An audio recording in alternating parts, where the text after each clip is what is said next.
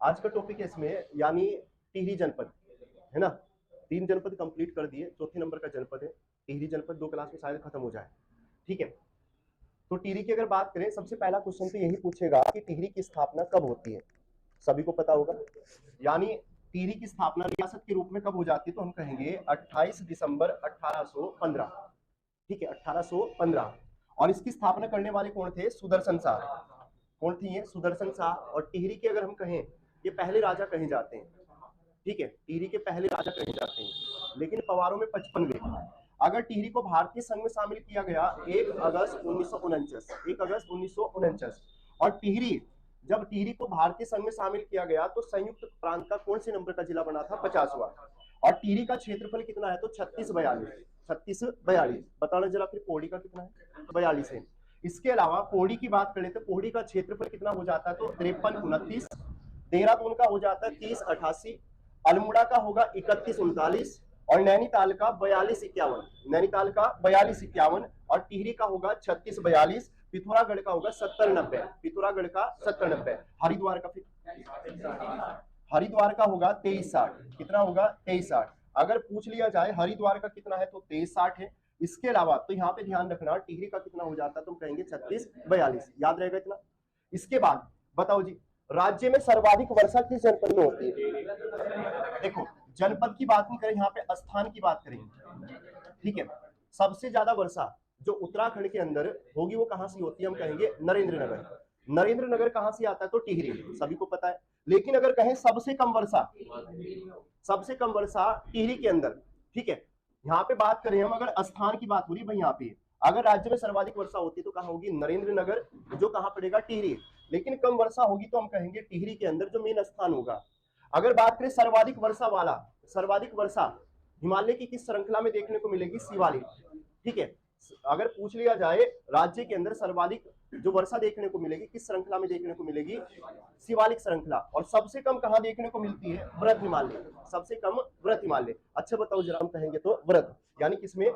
यानी व्रत हिमालय, सबसे कम व्रत हिमालय। ट्रांस तो देखो, अगर ऑप्शन पे डिपेंडेबल है, ट्रांस पे तो क्या होता है? यानी बर्फबारी होती है, वहां पे क्या होगी? बर्फबारी, ठीक है। तो भूकंप की उत्पत्ति किस बिंदु से मानी जाती है? तो हम कहेंगे भूकंप केंद्र, या इसे कहा जाता है फोकस। परियों का पर्वत कहा जाता है, जिसे कहा जाता है खेत पर्वत। और ये खेत पर्वत कहां से है? तो टिहरी। कहां से है? टिहरी। उत्तराखंड की सर्वोच्च चोटी बताओ जरा, कौन सी है? नंदा देवी। अगर पूछ लिया जाए उत्तराखंड की सर्वोच्च चोटी कौन सी है, तो हम कहेंगे नंदा देवी। और जिसकी ऊंचाई कितनी है? 7817, 7817। इसकी ऊंचाई कितनी है? 7817। अगर बात करें कामेट पर्वत, कामेट पर्वत कहां से है? तो हम कहेंगे चमोली। और कामेट पर्वत की ऊंचाई कितनी? 7756। या अगर फीट में पूछा गया था, 25,413 फीट, 25,413 फीट। अगर गढ़वाल की रानी कहा जाता है तो नीलकंठ। लेकिन अगर पूछ ले पर्वतों की रानी, पर्वतों की रानी मसूरी, और पर्वतों का राजा चक्राता, किसे कहेंगे? चक्राता। बताओ जरा, अगर पूछ लिया जाए, एक पूछा जाता सहस्त्रताल, सहस्त्रताल भी कहां से है? तो हम कहेंगे टिहरी। कहां से है? टिहरी। अगर पूछ ले गढ़वाल क्षेत्र का सबसे बड़ा ताल जो कहा जाता है सहस्त्रताल, कौन सा रहेगा? सहस्त्रताल। अगर पूछ लिया जाए इसमें यमताल, यमताल भी कहां से है? टिहरी में। यमताल कहां से है? टिहरी। और मंसूर ताल ये में टिहरी, कहां से होगा? टिहरी। अगर पूछ लिया जाए गढ़वाल का सबसे बड़ा ताल कौन सा है? सहस्त्रताल। यमताल देखेंगे कहां से है? टिहरी। मंसूर ताल भी कहां से है? टिहरी। वासुकी ताल देखेंगे तो हम कहेंगे टिहरी और रुद्रप्रयाग, ये पूछा गया था। पांचकंडी की बात करें तो उत्तरकाशी। लिंगा ताल कहा? तो चमोली। तो सहस्त्र ताल कहां से हो गया? टिहरी। सहस्त्र ताल टिहरी। और गढ़वाल का सबसे बड़ा ताल कौन सा है? सहस्त्र ताल। अगर पूछ ले कुमाऊं का सबसे गहरा कौन सा है? नौकुचिया। अगर पूछ ले कुमाऊं क्षेत्र का सबसे बड़ा कौन सा है? भीमताल। लेकिन अगर कहे गढ़वाल क्षेत्र का बड़ा और गहरा, सहस्त्रताल, ठीक है। अगर वासुकी कहा तो टिहरी, पांचकंडी कहा तो उत्तरकाशी, और लिंगाताल कहां से? चमोली। लिंगाताल कहां से? चमोली। इसके अलावा डोडी ताल बताओ, डोडी ताल कहां से? उत्तरकाशी। इसे कहा जाता है षटकोणीय ताल, ठीक है। उत्तराखंड का 6 कोण वाला ताल कौन सा है? तो डोडी ताल। केदार ताल बताओ। तो केदार, देखो केदारनाथ कहा तो रुद्रप्रयाग, लेकिन केदार ताल कहा तो उत्तरकाशी, ठीक है। तो ध्यान रखना जरा, अगर डोडी ताल की मैं बात करूं, डोडी ताल कहां से? तो उत्तरकाशी। लेकिन केदार ताल कहा तो उत्तरकाशी। केदारनाथ मंदिर कहां से? तो रुद्रप्रयाग। दिव्य सरोवर कहां से? तो हरिद्वार। जनक ताल कहा तो उत्तरकाशी। जनक ताल कहां से? उत्तरकाशी। और नचिकेता हो गया उत्तरकाशी। विष्णु ताल कहा तो चमोली। और हेमकुंड लोकपाल चमोली। बताओ जी डोडी कहां से है? डोडी कहां से है? केदार ताल, केदारताल उत्तरकाशी, केदारताल कहाँ से? उत्तरकाशी। दिव्य सरोवर, दिव्य सरोवर हरिद्वार। और जनकताल कहा तो उत्तर, जनकताल कहाँ से है? और नचिकेता, नचिकेता।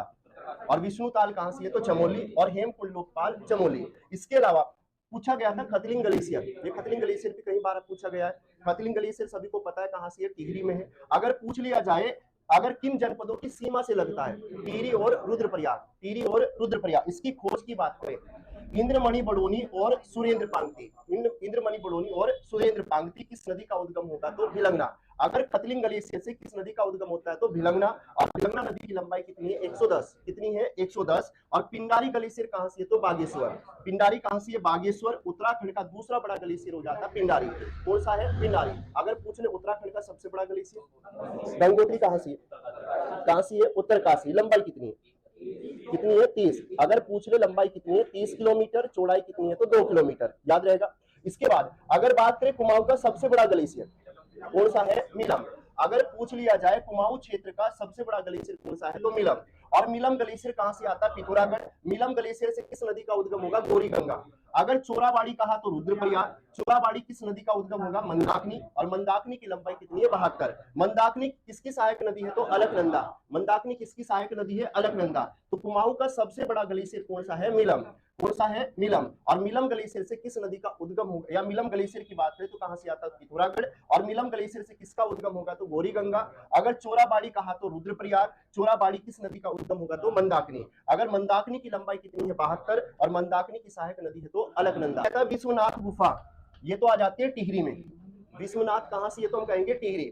लेकिन अगर कहता है विश्वनाथ मंदिर, ये कहां से है? तो उत्तरकाशी। और वेरी वेरी इंपोर्टेंट गर्भजोन गुफा, ये भी कहां से है? तो हम कहेंगे टिहरी। शंकर गुफा टिहरी यानी देवप्रयाग में है। पांडव गुफा की बात करें तो उत्तरकाशी। और प्रकटेश्वर गुफा कहां से है? उत्तरकाशी। तो विश्वनाथ कहां से होगी? टिहरी में। विश्वनाथ टिहरी। विश्वनाथ मंदिर कहा तो उत्तरकाशी। गर्भजोन कहा तो टिहरी। और शंकर गुफा कहां से है? टिहरी। शंकर गुफा टिहरी। और पांडव कहां से है? उत्तरकाशी। प्रकट में प्रकटेश्वर कहा तो उत्तरकाशी। इसके अलावा हम देखते हैं टिहरी में वन विभाग की स्थापना, तो हम कहते हैं कब? 1 मई 1885। 1 मई 1885। लेकिन भारत में वन विभाग की स्थापना कब होगी? 1864। 1864। अगर भारतीय वन अधिनियम कब आया था? 1865। कब आया? 1865। और कुमाऊं में वन विभाग की स्थापना होगी 1868। 1868। गढ़वाल में वन विभाग की स्थापना 1869। और सर्वाधिक अगर वन किस नदी के बेसिन में देखने को मिलेंगे? टोंस। नदी कौन सी है? टोंस। और कितने पाए जाते हैं? 76.6। अगर पूछ ले सबसे कम वन, अलकनंदा नदी। और कितना पाया जाता है? तो 32.1%। तो यहाँ पे अगर पूछ लिया जाए टिहरी में वन विभाग की स्थापना 1 मई 1885। अगर भारत में वन विभाग की स्थापना 1864। भारतीय वन अधिनियम आया था 1865। और अगर कुमाऊं के अंदर वन विभाग की स्थापना होती है तो 1868। कब बताओ जी? जोराई बुग्याल कहां से है? और पवाली कांठा, हाँ जी, पवाली कांठा है जी। तो ध्यान देना जरा, जोराई की अगर मैं बात करूं, जोराई बुग्याल कहां से है? टिहरी। पवाली कांठा की बात करें टिहरी। जोराई कहा तो टिहरी। अगर कुश कल्याण कहा तो टिहरी। लेकिन बेदनी बुग्याल कहां से है? चमोली। बेदनी कहां से है? चमोली। और दयारा कहा तो उत्तरकाशी। जोराई कहां से हो गया? टिहरी। अगर पवाली कांठा कहां से है? तो चित्रकांठा कहां से है? हाँ जी, चित्रकांठा। चित्रकांठा हो गया चमोली। ठीक है, चित्रकांठा कहां से है? चमोली। और जोराई कहां से हो गया? टिहरी। और बेदनी कहा तो चमोली। अगर दयारा कहा तो उत्तरकाशी। दयारा कहां से? उत्तरकाशी। बताओ जी वो कौन सा बुग्याल है जिससे हिमालय के भव्य दर्शन होते हैं? तो कौन सा है? बगजी। अगर पूछ लिया जाए वो कौन सा बुग्याल है जिसके हिमालय के भव्य दर्शन होते हैं तो हम कहेंगे बगजी। उत्तराखंड का सबसे बड़ा बुग्याल कौन सा है? बेदनी। अगर पूछ लिया जाए उत्तराखंड का सबसे बड़ा बुग्याल बेदनी। लेकिन अगर कहा जाए बेदनी बुग्याल कहां से? चमोली। ये कहां से है? चमोली। और वेदों का परिणायन स्थल कहा जाता है तो किसे कहेंगे? बेदनी बुग्याल। अगर चोपता कहे तो कहां से है? तो रुद्रप्रयाग। चोपता कहे तो रुद्रप्रयाग। अगर बात करें गढ़वाल का स्विट्जरलैंड कहा जाता है, किसे कहा जाता है? तो ध्यान रखना, चोपता। कौन सा है? चोपता बुग्याल। तो हिमालय के भव्य दर्शन किस बुग्याल से होंगे? तो बगजी। अगर उत्तराखंड का सबसे बड़ा बुग्याल कहा तो बेदनी। कौन सा है? बेदनी। और नंदा जात यात्रा का मुख्य पड़ाव भी देखने को मिलेगा बेदनी। और बेदनी बुग्याल किस जनपद में? चमोली। वेदों का परिणायन स्थल कहा जाता है बेदनी। और चोपता कहां से? रुद्रप्रयाग। अगर गढ़वाल का स्विट्जरलैंड कहा जाता है तो चोपता। किसे कहा जाता है? चोपता। तो गांधी जी ने किसे कहा था? किसे कहा? गोसानी को कहा था। तो ये बता दो गांधी जी पहली बार उत्तराखंड आए थे तो कब आए थे? कब आए थे? डेट क्या थी? 5 अप्रैल 1915। 1915। अगर पूछ ले गांधी जी देहरादून गए थे कब? 1916। अगर पूछ लिया जाए गांधी जी कहते कि देहरादून कब पहुंचे थे, तो 1916। लेकिन एक क्वेश्चन ये भी पूछा जाता कि गांधी जी ने पहली बार कुमाऊं की यात्रा कब की थी? कब की थी? डेट क्या थी? 14 जून 1929। अगर कहता है गांधी जी ने पहली बार कुमाऊं की यात्रा कब की थी? 14 जून 1929। अगर पूछ ले कोसानी के अंदर लक्ष्मी आश्रम की स्थापना की थी तो किसने की थी? सरला बहन। किसने की थी? सरला बहन। कौन थी? गांधी जी की शिष्या। कहाँ की रहने वाली थी? ब्रिटेन की रहने वाली थी। ठीक है, मूल नाम क्या था?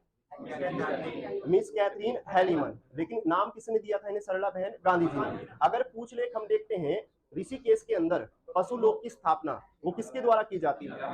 मीरा बहन के द्वारा। ठीक है, अगर मीरा बहन का मूल नाम क्या था? Madeline slain. क्या नाम था? Madeline slain. एक क्वेश्चन और पूछा जाता है कि अल्मोड़ा के चनोदा में गांधी आश्रम की स्थापना किसके द्वारा की जाती है? शांतिलाल त्रिवेदी। ये 3-4 क्वेश्चन है जो बार बार पूछे जाते हैं। एक क्वेश्चन और पूछा जाता है कि गांधी जी की दांडी मार्च यात्रा में उत्तराखंड से कितने लोग शामिल थे? कितने लोग थे? 3। पहले का नाम ज्योतिराम कर्णपाल। ज्योतिराम कर्णपाल। दूसरे का नाम भैरव दत्त जोशी। और तीसरा खड़ग बहादुर। ये 3 लोग इसमें क्या थे? शामिल थे। इसके अलावा अगर बात करें रवाई कांड, अभी हाल में पड़ा टिहरी में हुआ था। ठीक है, कब हुआ था? 30 मई 1930। एक मिनट चुप रहना जी। उस समय टिहरी का राजा कौन था? नरेंद्र शाह। अगर जिस समय तिल्हाड़ी या रवाई कांड हुआ था, इसमें गोली चलाने के आदेश किसने दिए थे? चक्रधर जुयाल ने, है या नहीं? चक्रधर जुयाल, जिसे कहा जाता है उत्तराखंड का जनरल डायर। क्या बोलते हैं? उत्तराखंड का जनरल। अच्छा ये बताओ, रवाई कांड जो हुआ था सभी को पता है टिहरी में हुआ था, 30 मई 1930 में हुआ था। अगर पूछ ले रवाई कांड का दूसरा नाम क्या है, तो तिल्हाड़ी कांड। इसे क्या बोलते हैं? तिल्हाड़ी कांड। इस समय टिहरी का राजा कौन था? नरेंद्र शाह। नरेंद्र शाह के समय में 2 घटनाएं होती है पीछे संकेत, और दूसरी तो ध्यान देना जरा। बात करें थे हम यहाँ पे रवाई कांड जिसे कहते हैं तिल्हाड़ी कांड।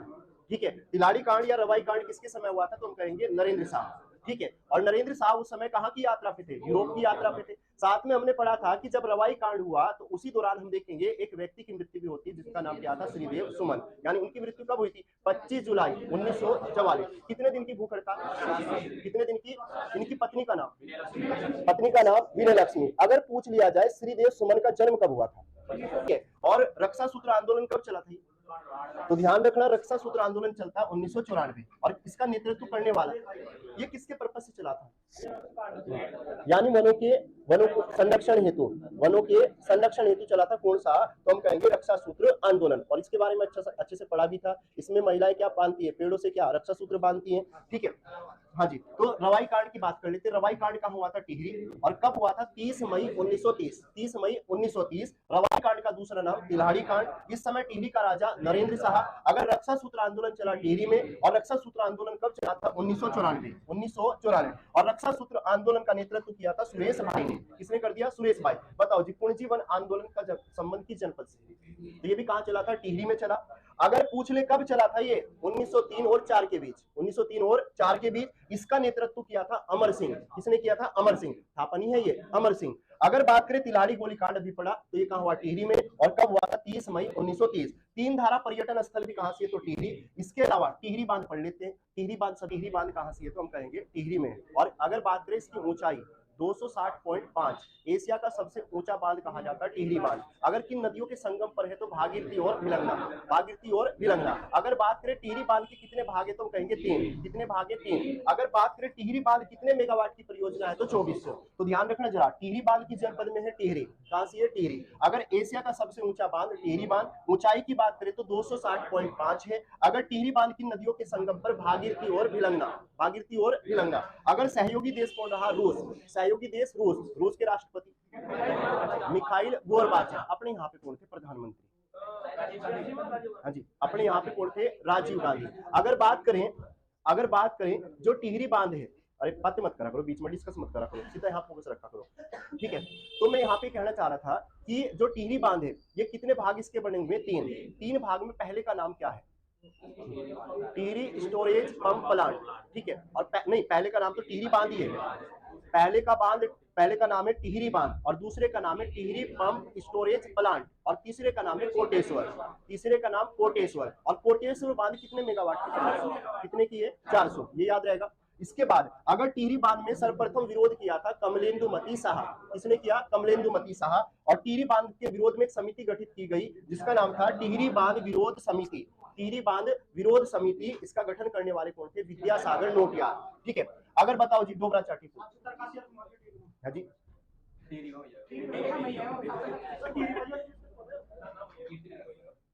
तो ध्यान दो जरा। देखो अगर मैं बात करूं डोबरा चाटी पुल टिहरी के अंदर है, प्रताप नगर में है, या प्रताप नगर या हम कहते हैं कीर्ति नगर के आसपास वाला एरिया है, प्रताप नगर में आता है वैसे। ठीक है, तो टिहरी बांध कहां से है, सॉरी डोबरा चाटी की बात करें हम।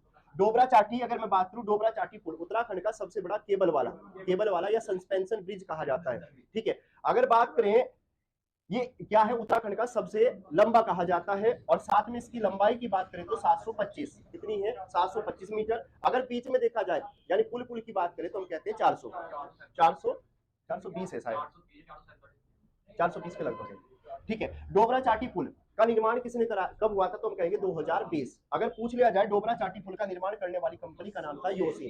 क्या नाम था, योसिन। और योसिन किस देश की कंपनी है, तो दक्षिण कोरिया। तो पहला क्वेश्चन, डोबरा चाटी पुल कहां से है, कहां से है, टिहरी। अगर पूछ लिया जाए डोबरा चाटी पुल कहां से है, तो टिहरी। उत्तराखंड का सबसे लंबा सस्पेंशन यानी केबल वाला ब्रिज कहा जाता है तो हम कहेंगे डोबरा चाटी। अगर इसकी लंबाई की बात करें तो हम कहेंगे 725।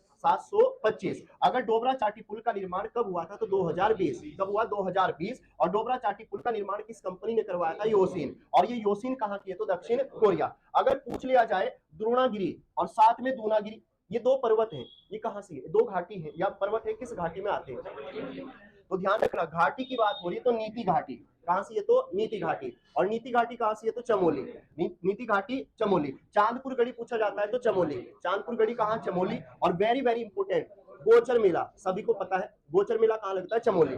अगर पूछ ले किसके जन्मदिन पर, पंडित जवाहरलाल नेहरू। अगर पूछ लिया जाए गोचर मेला किसके जन्मदिन पर लगता है तो हम कहेंगे पंडित जवाहरलाल नेहरू। और कब लगता है, 14 नवंबर। कब लगता है, 14 नवंबर। और गोचर मेले की शुरुआत 1943। इसके अलावा गोचर में किसानों को चरहागाह के लिए किसने प्रेरित किया था, इनका नाम क्या था, लेडी वेलिंगटन। क्या नाम था, लेडी वेलिंगटन। तो ध्यान रखना अगर गोचर में किसानों को चरहागाह के लिए प्रेरित किया था तो हम कहेंगे लेडी वेलिंगटन। अगर औद्योगिक विकास मेला लगता है तो कहां, गोचर। और गोचर कहां से है, तो चमोली। अगर इसकी शुरुआत किसने की थी, कमिश्नर बनेडी। नंदा जात यात्रा पर डाक टिकट कब जारी हुआ था, अगस्त 2013। उत्तराखंड की सबसे लंबी पैदल धार्मिक यात्रा तो हम कहेंगे नंदा जात यात्रा। कितने किलोमीटर की, कुल कितने पड़ाव हैं, कितने हैं, 19 या 20। अगर पूछ लिया जाए इसका पहला, अगर पूछ लिया जाए इसकी शुरुआत कहां से होती है, कसवा के नोटी से। और कहां तक जाएगी, होमकुंड का घाट कहा जाता है, होमकुंड का घाट। तो वहां तक ये जाती है। अगर ये यात्रा किसके द्वारा संपन्न कराई जाती है, चांदपुर गढ़ी के राजकुमारों द्वारा ये यात्रा संपन्न कराई जाती है। ठीक है, खड़ा होइए जरा, हाँ जी, पीछे जी। द्रोणगिरी और दूनागिरी घाटी दिख रहा है, अच्छा दिखिए, कोई बात नहीं, यही बता देते। गोचर मेले में चरागाहों को लगाने के लिए प्रेरित किया था तो किसने, है था नहीं यहाँ, है था नहीं, बहुत बढ़िया जी, हाँ जी, किसने प्रेरित किया था। अगर पूछ ले औद्योगिक विकास मेला लगेगा तो कहाँ, चमोली में लगेगा शुरुआत। अगर पूछ ले नंदा जात यात्रा 2013, हाँ जी, बैठ जाओ।